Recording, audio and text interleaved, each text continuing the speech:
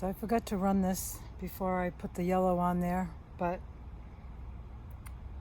I started with the yellow block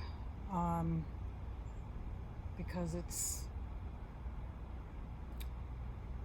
a little bit of habit, honestly, and a little bit of the strongest color. Easiest to just put a color that is 100% sure, but this is a Gray Day demonstration.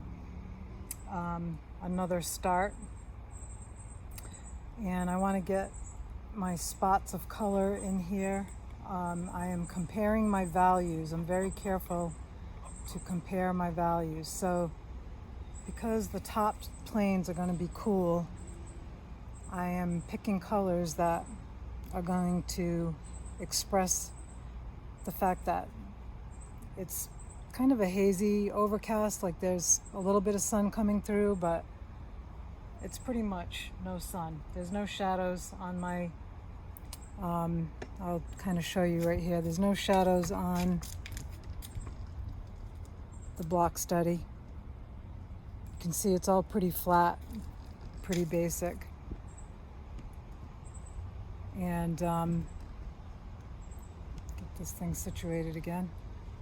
So I want to make sure that my top planes have a coolness about them and the value relationships are correct. So I'm always scanning my setup to make sure that that part is accurate. So I am, when it comes to a day like today, even though I have kind of like some sun coming in and out, it's going to be close to the local color meaning the color of the object. So the top of our blue block, for example,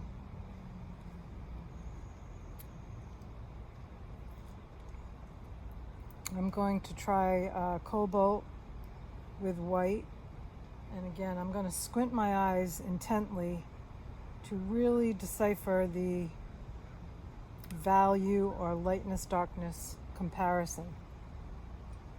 Because different than a sunny day, we're not describing warmth, it's pretty much cool. We're keeping the tops of our colors just pretty cool and local. So I think that I can go a little darker with that. It's actually darker than my yellow block even. My value or darkness level is going to be more than, darker than my yellow. So I'm just going to kind of mix over what I put up on there. I'm not going to fill the whole thing in because I want to make sure that I'm choosing accurate colors.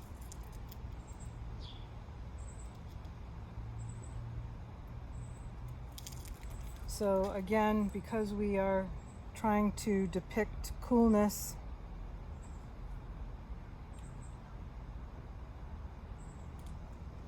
we're going to go with a Viridian for the top color.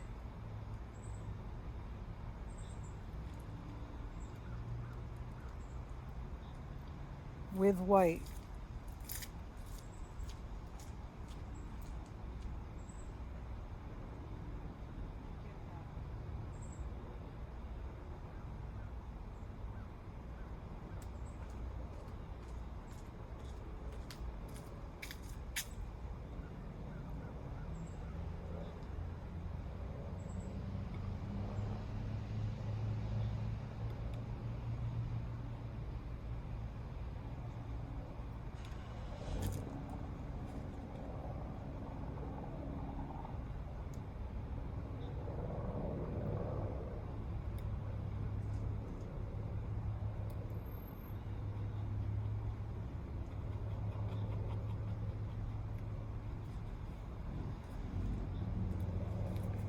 Now, on a day like today, technically I probably could go even a little warmer if I was painting outdoors.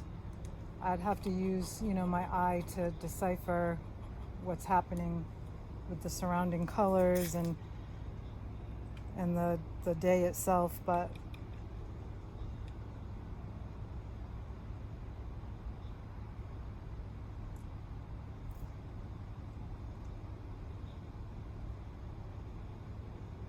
I think that the top of the green block is very close to, but slightly lighter, so I think I'm going to go a little lighter on that one, on the green and red. They both appear to me to be just a tiny bit lighter than the blue block. And naturally, it's going to be darker than the white block.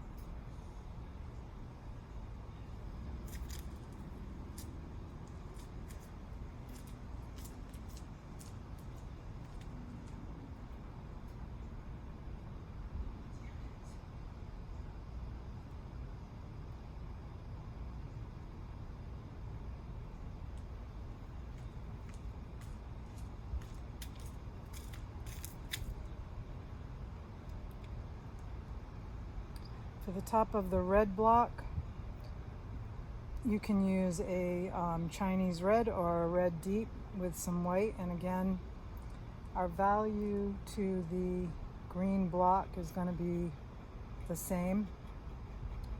So we've got two different colors, but it's going to be the same value.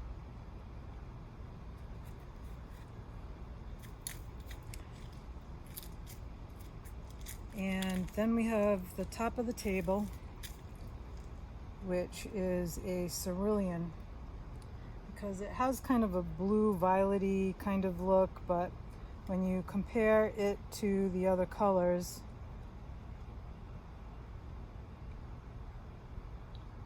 when you squint your eye and you look at the other colors against the green, against the yellow, the blue, it shows up with a little more of a kind of green cerulean blue base. And now we want to compare our values.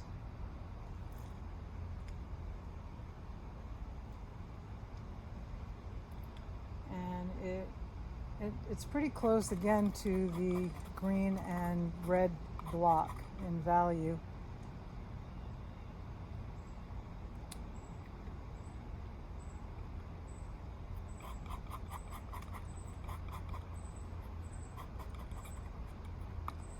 So we want to check at this point in time, we want to check our values and the colors that we've used and the temperature and make sure that we are on the right track.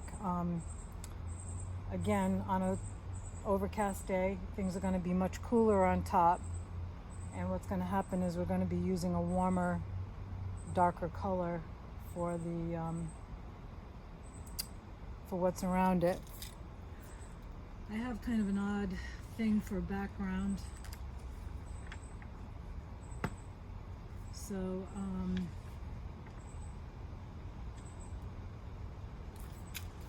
because of the brown of, just the general nature of what I have behind, going with a magenta is a safe call. There's enough warmth, but it's kind of in between, and of course everything is relative, so whatever you put around something is going to affect whether it looks warm or cool. But I get a little bit of a warm cool going on with this fence, and I probably honestly would do something similar if it was foliage. Kind of would depend, I guess, on how far away or how close the foliage was, but actually on a gray day, I think the foliage would actually be, for me, well, I don't know, in the effort of keeping our colors one color for each spot in this exercise, we might have to go with something like this, but another option might be another cool green like manganese, or say a permanent, not permanent green light, but either permanent green, or I forget what it's called, but it's a cooler green. So at this stage of the game, we're going to fill in around, and ultimately to start, if you can avoid putting your colors right up against each other just in the beginning, it helps in not, overlapping and making a mistake. And then you can bring them in. I'm actually jumping the gun on this too. We really need to get the side notes on.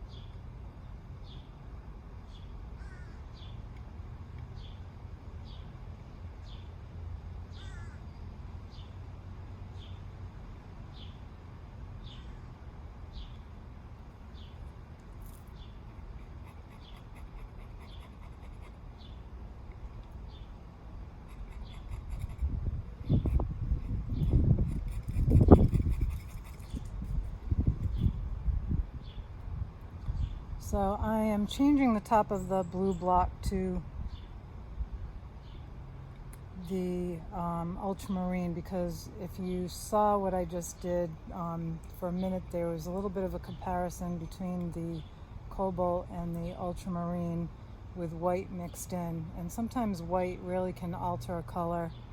And when you put white into the ultramarine, it definitely lends itself to be pretty, cooler than the cobalt. And that is the color we want to use on the top block for the blue block. The cobalt is actually going to be for the side plane.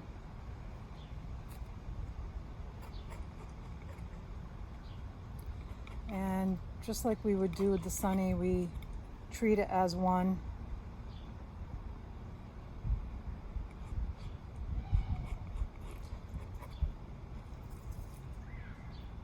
So again, we talking about my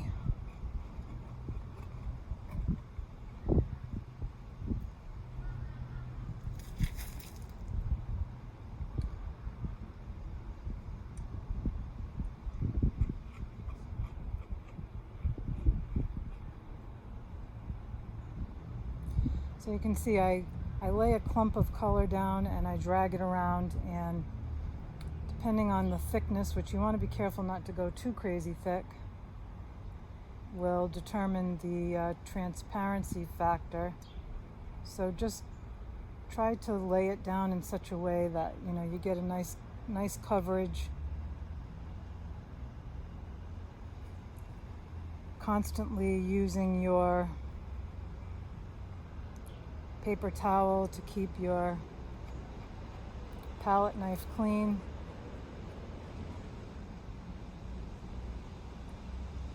Use the edge of your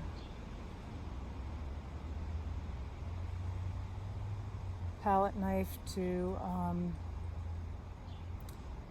gently drag, like as if you were, I'm guessing most of you haven't done this before, but I have done some forms of skim coating, not necessarily with cement, but with plaster. And it's a similar feeling if you're using a trowel and you don't want, if you've ever done drywall or anything like that, your touch or your pressure is going to be fairly light, just enough to pull the paint along without scraping it off. So in these tight spots, again, you just add a little bit of lump of color and then carefully and lightly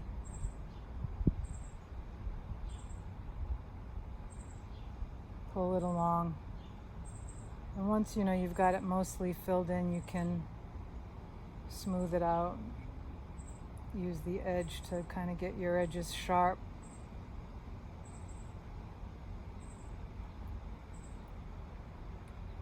And I'm trying to keep it away from I'm kind of leaving those lines right now. But I really actually jumped the gun going that far on this, but on, just a reminder, on a gray day, you're going to have warmer sides than you are tops. And so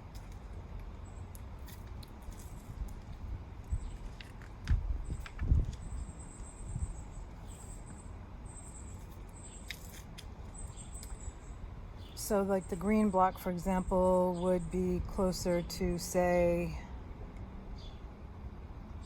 a permanent green light. And one thing I've noticed with permanent green light, depending on who you get it from, will also depend on what it looks like.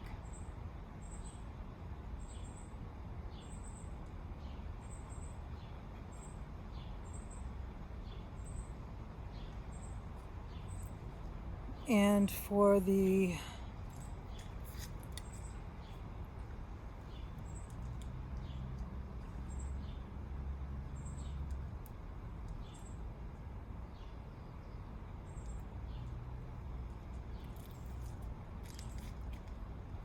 red block, I have like a scarlet red here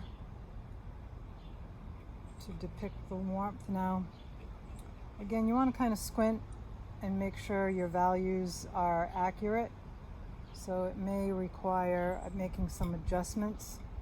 Filling it in like I just did at editing point too soon is gonna work against you, so ignore that I did that.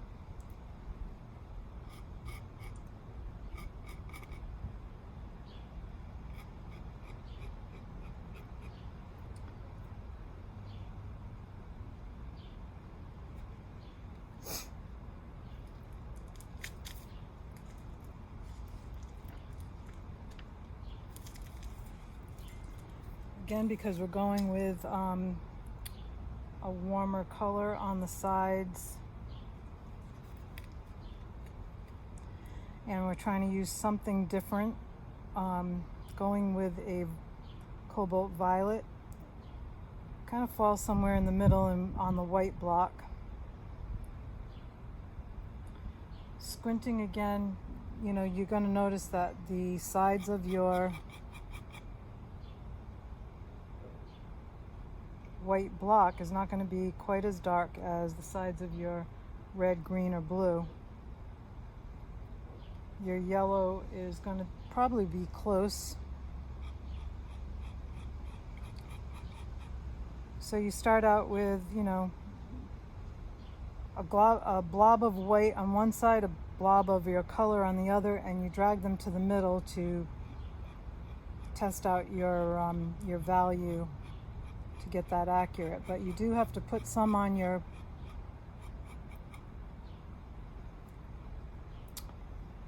canvas, and if it's too dark or too light, then you can adjust that. So I'm gonna go a little bit lighter because I want to make sure. Now you can even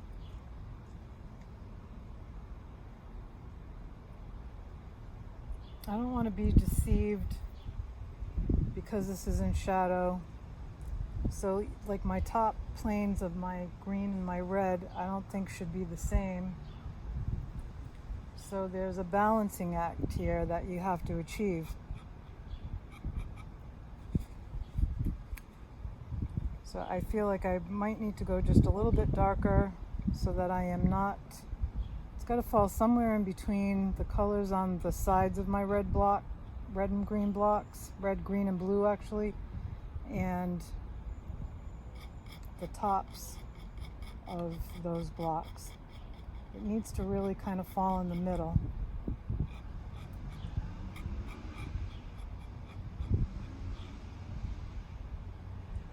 Keep in mind that in these tight spots when you're dragging your paint along, always clean your palette knife off to continue to drag your paint around.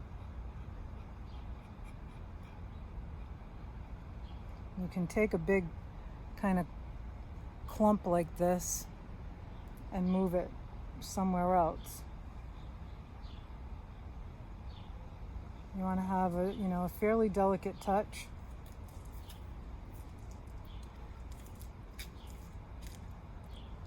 And of course we're going again warm on our yellow block. And an Indian yellow might be a good choice. I also have a burnt sienna, which I'm going to kind of try. I think that's kind of dark, so let me see. And add a little white to that. And because I don't have Indian yellow on my palette, I may add a little orange into this, which typically for first notes you want to be careful not to do that.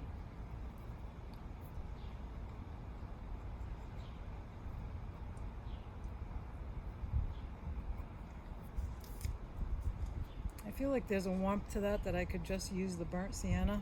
It just has white in it, and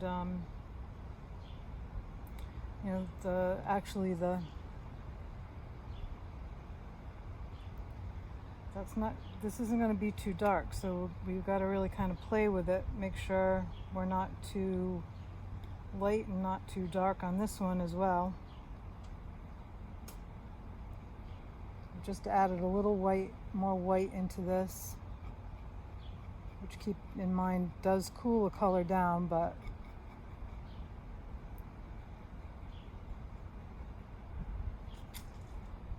it's warmer than on the Sunny Day block when we use the yellow ochre. That's got a very green-like tinge to it, whereas this burnt sienna has really almost a warm reddish tint, orangey-like. So I feel like it's appropriate for a side shadow color.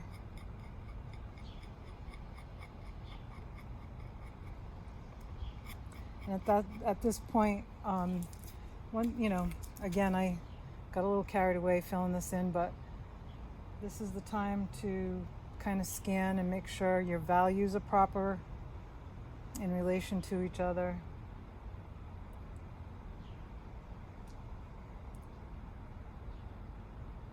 And this would be where you would make adjustments before you got carried away and put the time and effort into filling this out. So we've got a cool ultramarine with some white, and this is really going to be up to you. I'm going to give you the colors, but it's going to be up to you to use your eyes to make sure the value differences are proper.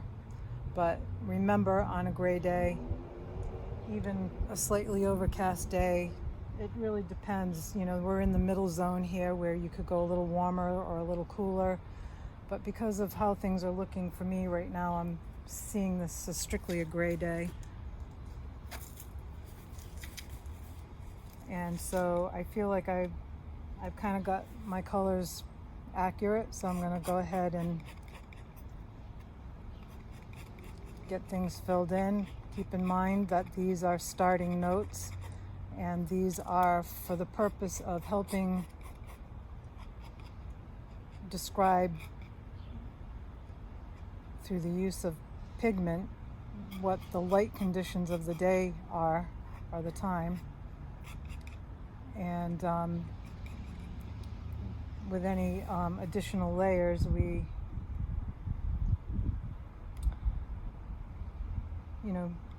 get closer to a local color, or it really depends on lighting conditions. It could be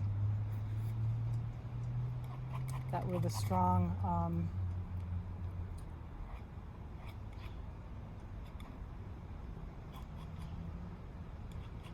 like sunny days tend to have a really strong effect.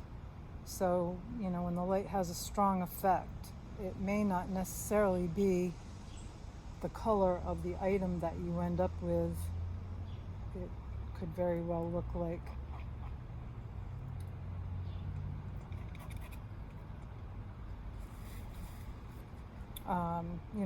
an entirely different color, but what you are doing is giving the illusion of, and that's what this is all about, is really painting the illusion of the light conditions.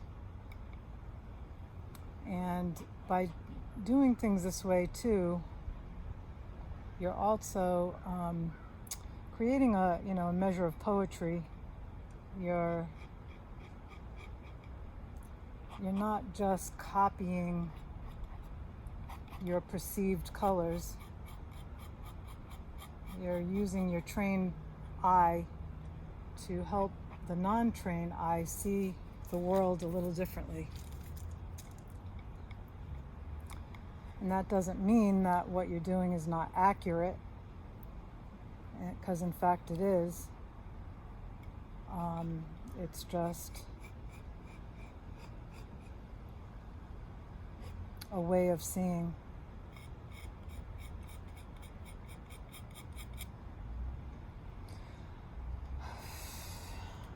I really don't like this easel. I think I'm going to have to definitely get something else.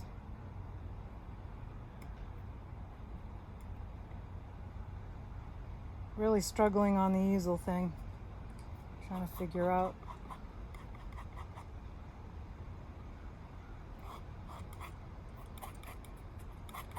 So you want all your colors to be touching another color so that you have that relationship. If at, the very outer edge, you choose not to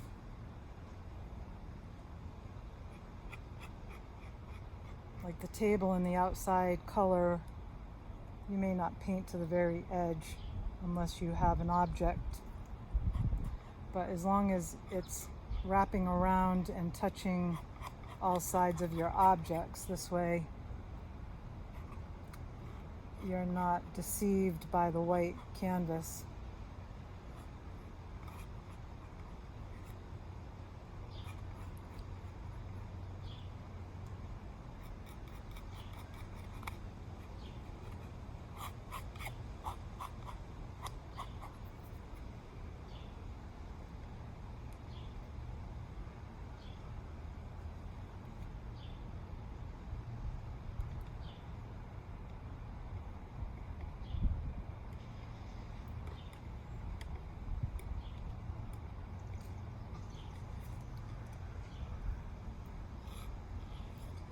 There's some little tidbits too that I added in the file section regarding your palette that you use. And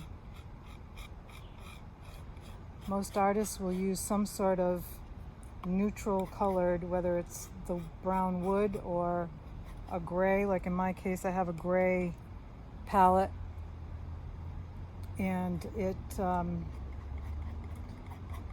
eventually when you do a painting, you're going to cover your white canvas, and then everything becomes a middle value. It's no longer that light kind of white-like value.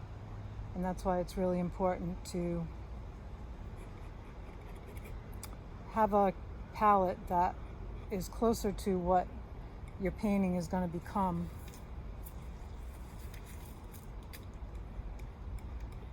Than what it starts out as. So if you pay attention to how I'm putting this color down with the palette knife, just reiterating the demonstration earlier, I will use edges, flat edges of my palette knife to lay thick chunks of color in a spot, and then I use the tip, and if I have enough room, I'll use the entire edge of my palette knife to drag the color around and create a sharp edge.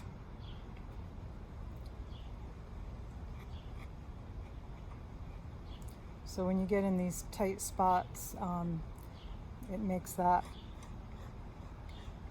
a doable proposition.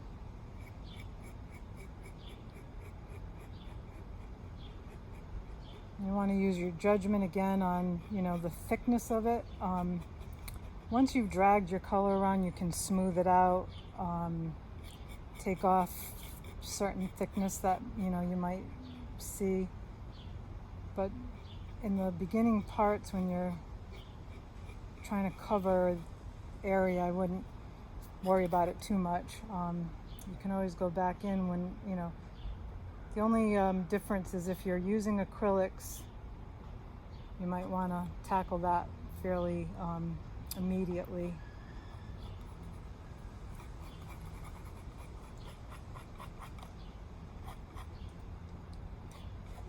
Just because it obviously dries quicker.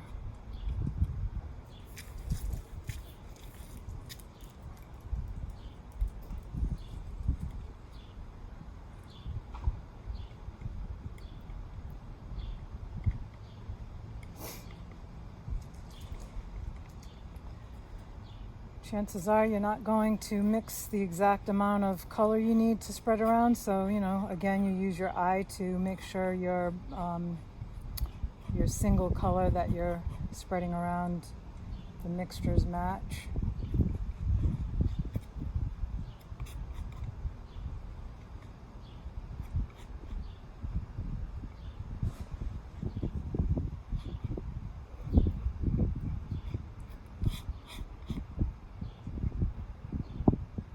I'm going to start bringing this in.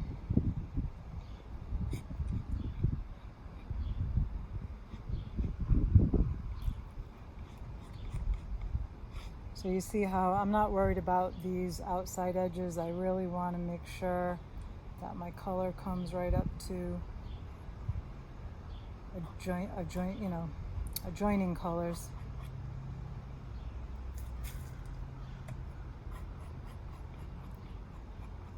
And I was in a tight spot there, so I just kind of laid down a thick layer and scraped it up to spread it around up here.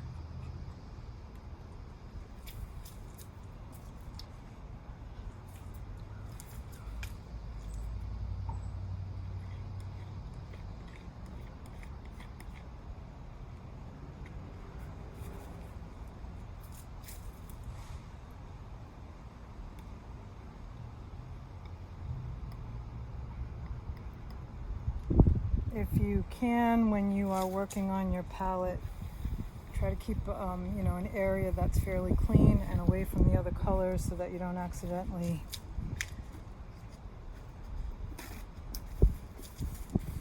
hit another color as you go around.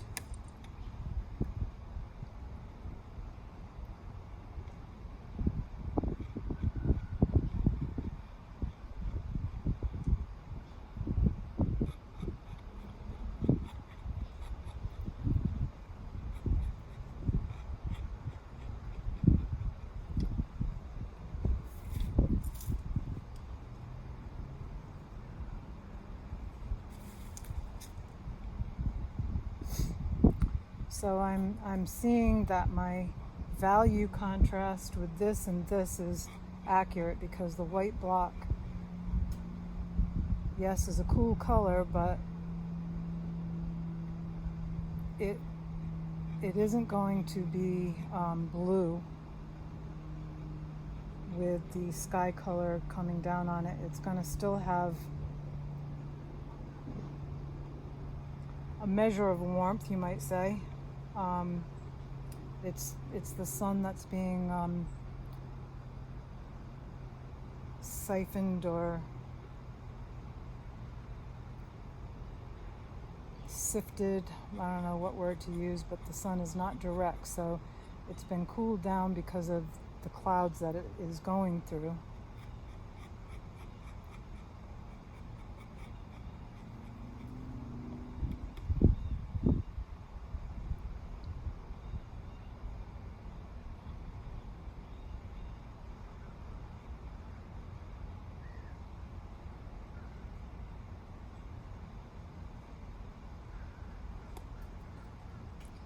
So I had some excess on my palette knife that I scraped off back on the palette. And now I'm taking what's on here and moving it around, getting closer and closer to my edges. I can start painting over those edges. You know, at some point as you get, you know, really tight in there, where you're really abutting up to the other color, the chance is there to kind of mix the colors a little bit, which just do the best you can. Just when, you know, it's okay if they mix a little, but just make sure that you don't mix it through the whole mass of color.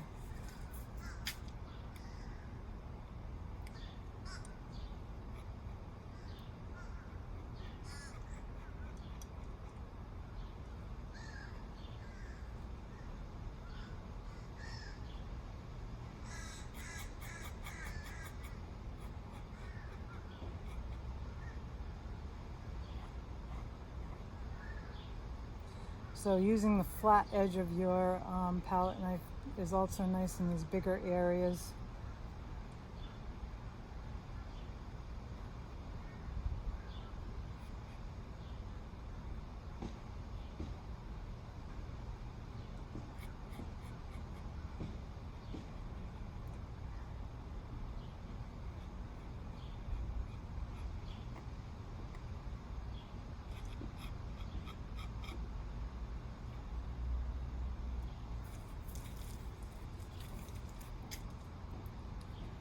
And don't forget to use your paper towel or cloth, whatever you're using to clean your palette knife, but just make sure to regularly clean your palette knife, because you never know when you might grab another color. Or so now I'm getting really close up. The majority of these colors, except for the very dark blocks with their side planes, I am using color straight from the tube.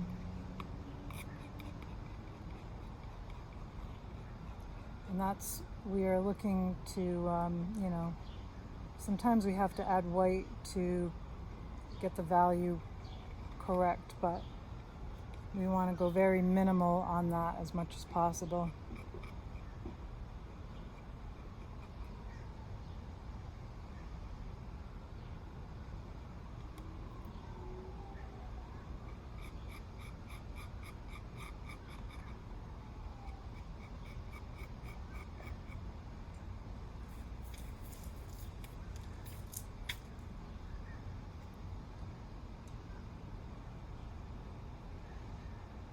Don't have much of a side here on the yellow block, but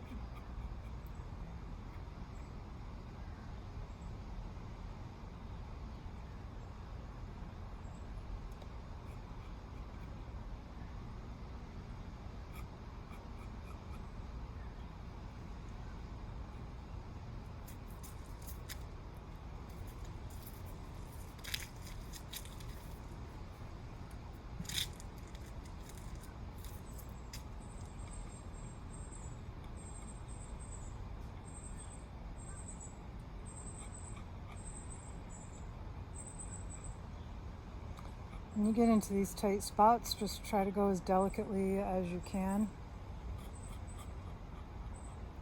so that you don't end up overlapping too much with your colors.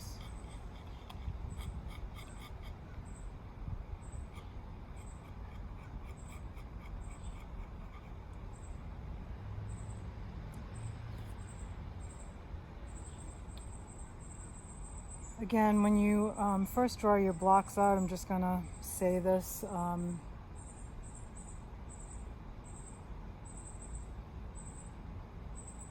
You can use that kind of like, I forget the name of it, begins with an F, I put it in the list, that pencil. And the plus to that is that you don't have to worry about it blending in at all with your paint.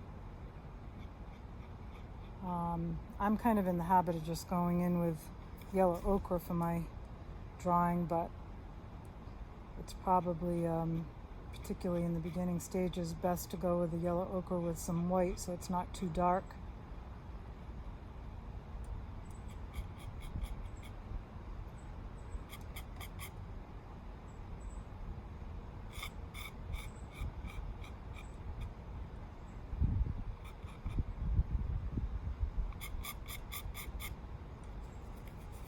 So I'm getting into these tighter places. I've got excess paint. I'm going to take it, pick it up and bring it over here, try to fill this in. And I've got this easel that has these things in my way, which is annoying. I got to get a new one, a new easel. I don't like this so much. But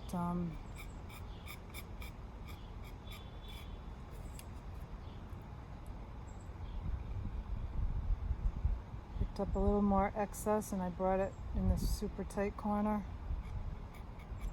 And this is where using the tip of your palette knife can come in really handy.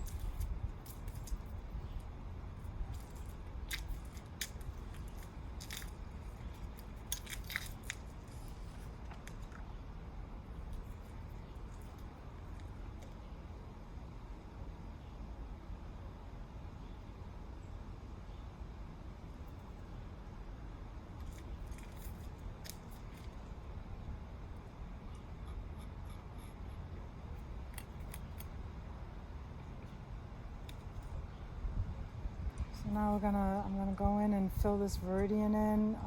You know, this might be a time to just, if you haven't, you know, if you're second guessing any value decisions, you can make adjustments. That's why putting a little patch of color in the beginning is a good idea, because you haven't committed to it completely.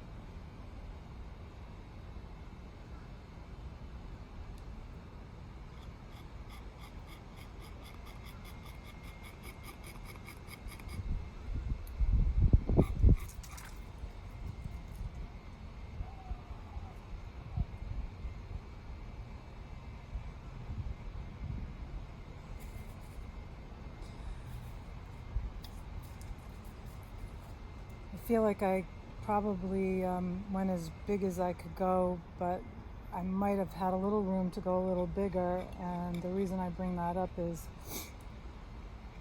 sometimes even having things go off the edge, which allows you to have a little bigger blocks, and then that means bigger areas. Makes it just a little easier while you're getting used to the palette knife.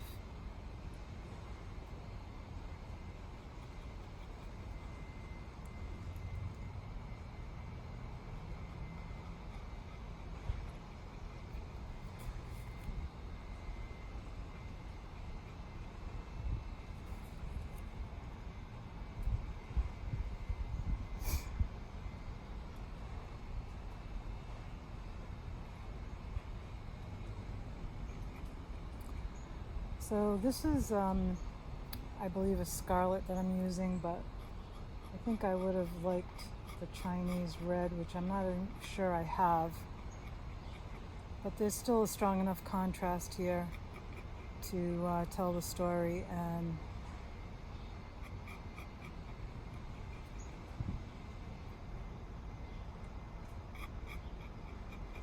actually don't have my drawing completely right here.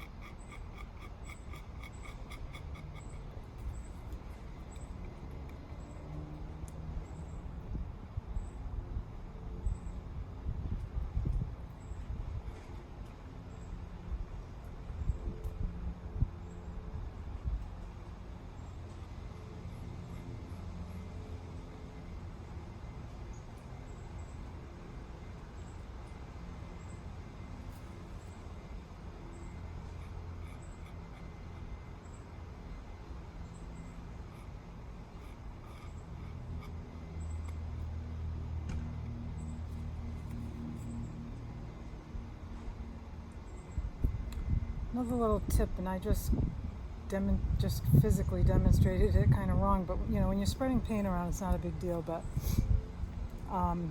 typically, if whether it's a matter of you're going to have some strokes in your brush strokes or palette knife strokes in your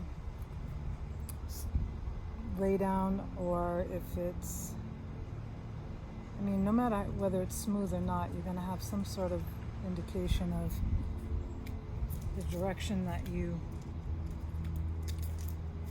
put your color down. And, once you've gotten your, just in a scene, for example, once you've gotten your area filled in, to kind of go back in and have the brush strokes go in the direction of the object helps as well in the overall description of it. So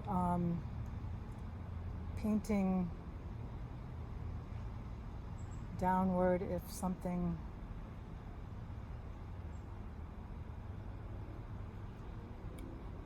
it's something that I'll be able to demonstrate more in a what do you call it, like a landscape or even a round still life thing. But I was just doing that stroke and it made me think of that like I'm doing now, trying to do strokes that are in the direction of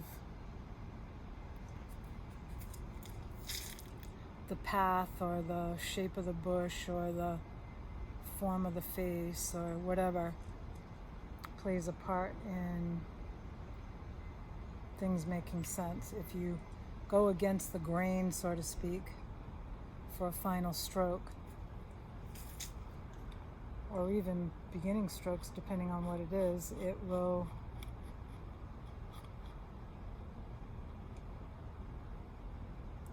read wrong.